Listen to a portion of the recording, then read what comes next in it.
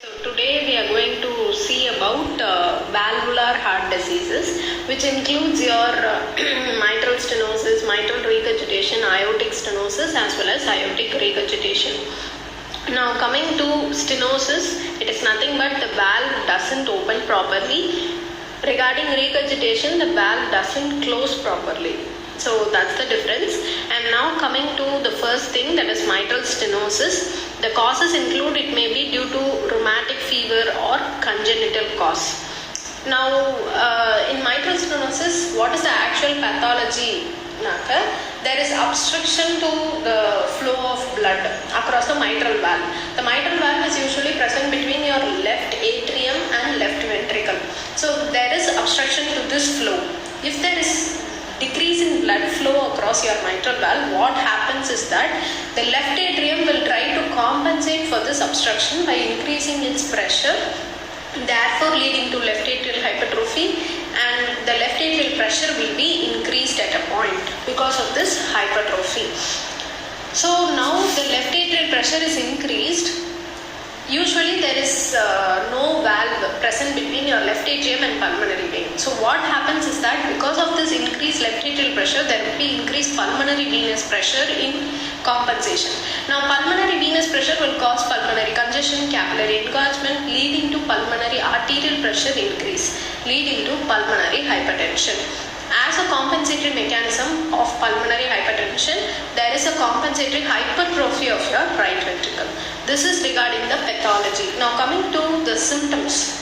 If you take the symptoms in mitral stenosis, usually the patient presents with dyspnea due to pulmonary congestion, orthopnea and paroxysmal nocturnal dyspnea. So these are the three features of your mitral stenosis.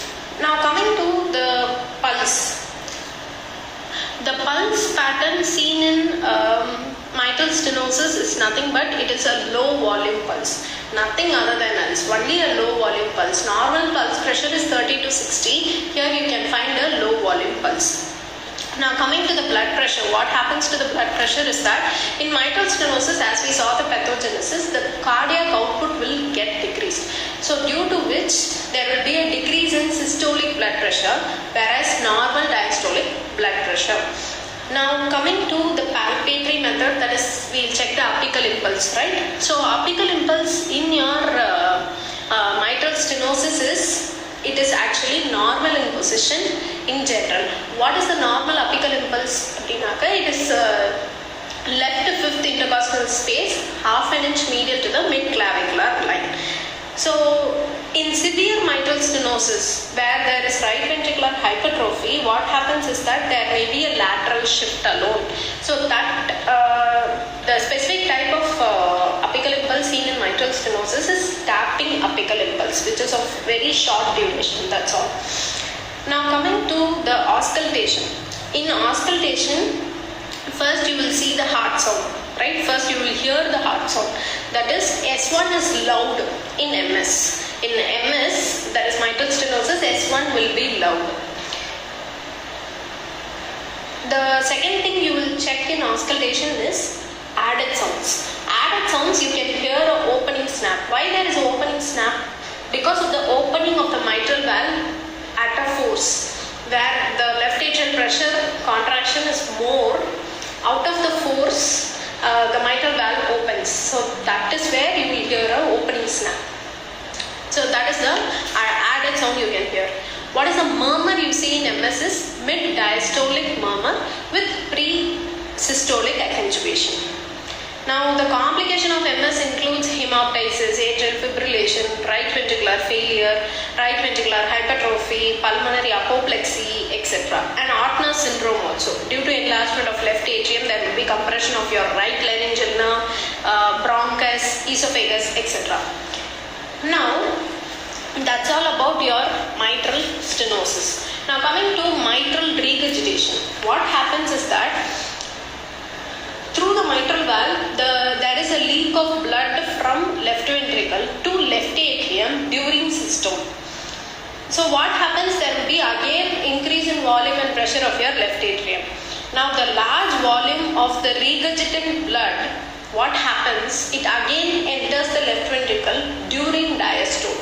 only during diastole, because ventricle will get relaxed. So at that time the blood from the left atrium, it reaches again, the regurgitating blood again reaches the left ventricle through the mitral valve. Now what happens, the left atrial pressure increases during systole. Am I correct? It decreases during diastole, because it sends back the blood again. So during systole left atrial pressure increases, during diastole left atrial pressure decreases. So what happens is that the mean arterial pressure remains the same. So therefore there is no pulmonary congestion, there is no increase in pulmonary venous pressure. When left ventricle fails, say suppose in severe mitral regurgitation your left ventricle fails, what happens? The left ventricular diastolic pressure will increase, out of which again there will be increased left atrial as well as pulmonary venous pressure increase. So that may lead to pulmonary congestion, leading to pulmonary hypertension in severe MR alone. Now coming to the features, clinical features of your mitral regurgitation includes dyspnea, palpitation because of your volume overload, and fatigability due to decreased cardiac output. So these are the three features: dyspnea, palpitation and fatigability of MR. Now coming back to the pulse, if you take the pulse will be normal volume pulse, no changes, it is a normal volume pulse. If you take the BP, again normal, systolic BP, diastolic BP, both will be normal. Now coming to the auscultatory part. Before going to that, apical impulse. Apical impulse in MR, what will be is that due to volume overload to your left ventricle, because there is left ventricle volume overload, right? So because of that your apex will be shifted laterally as well as downwards. So you call it as hyperdynamic apical impulse, which you see in mitral regurgitation. Now coming to the auscultatory part, in MR first the heart sound S1 will be soft, okay, P2 will be loud in cases of severe MR. Added sounds S3 will be heard. Why S3 is heard? Due to volume overload, and there may be non-ejection click also. Regarding the murmur, since it occurs through the whole part of the systole, here you can hear a pansystolic murmur, okay. And complications, since volume overload to the left ventricle, it may cause left ventricular failure, infective endocarditis, etc. Now that's all about mitral regurgitation. Now coming to aortic stenosis. What happens actually in aortic stenosis? The causes include mainly old age, okay, and bicuspid valve or rheumatic fever in 40%. Calcification is the most common thing. Now what happens is aortic valve. So what happens, there is obstruction in the blood flow to your aortic valve during ventricular systole, because only when ventricular contracts the blood flow through the aortic valve to the aorta. So during the ventricular systole it can't, blood cannot flow through the aortic valve. So there is obstruction. So this obstruction is overcome by raising the systolic pressure of the left ventricle. Because of the powerful muscular left ventricle, the emptying of left ventricle is complete, but the thing is, the duration is prolonged, okay. So there will be prolonged ejection. Now the concentric hypertrophy of the left ventricle results in decreased distensibility of the left ventricle. Therefore in severe AS there is increase in diastolic ventricular pressure due to excess. Because of this excessive hypertrophy, the pressure in the left ventricle during diastole will increase. So that's why your blood flows through aortic valve. But the thing is, duration is prolonged. That's all happens in AS. Now because of this severe AS with increase in left ventricular diastolic pressure, what happens again, our left atrial pressure must also get increased in order to fill the left ventricle. So there will be a forceful atrial contraction where you can hear a fourth heart sound. Okay, so there is a forceful atrial contraction to meet up the pressure of the diastolic ventricle. Okay, now what are the features you see in aortic stenosis is dyspnea, angina because muscles are very thick, demand is high, but angina can occur, syncope due to decreased cardiac output. So these are the features of aortic stenosis. If you take the pulse, especially in aortic stenosis, what is it? It is a low volume pulse as your mitral stenosis. And the character of this pulse is pulsus parvus et ardus. Pulsus parvus et ardus is nothing but slow rise and a late peak. Okay, so rising will be very slow, but it will be peaking. So pulsus parvus et ardus, it is AS. If you take the blood pressure in AS, there will be actually systolic decapitation. What is that? In the sense, generally, not in AS, generally when the person exercises or during exercise, what happens to your systolic blood pressure is it will get increased. In aortic stenosis patients, if they do exercise, the systolic blood pressure will not get increased. So that you call it as systolic decapitation. There will be no increase in blood pressure during exercise in aortic stenosis. Okay, now coming to the apical impulse part, it is shifted laterally. Okay, it is a type of heaving type of apical impulse. That is, it is forceful but it is sustained. Okay, that is heaving type of apical impulse. Now coming to the auscultatory part regarding heart sound, S1 is soft, A2 becomes soft, there will be reverse splitting, that is P2 followed by A2. Regarding the added sounds, you can hear a S4, fourth heart sound. Why? Because there is a forceful atrial contraction. Okay, there will be ejection click also.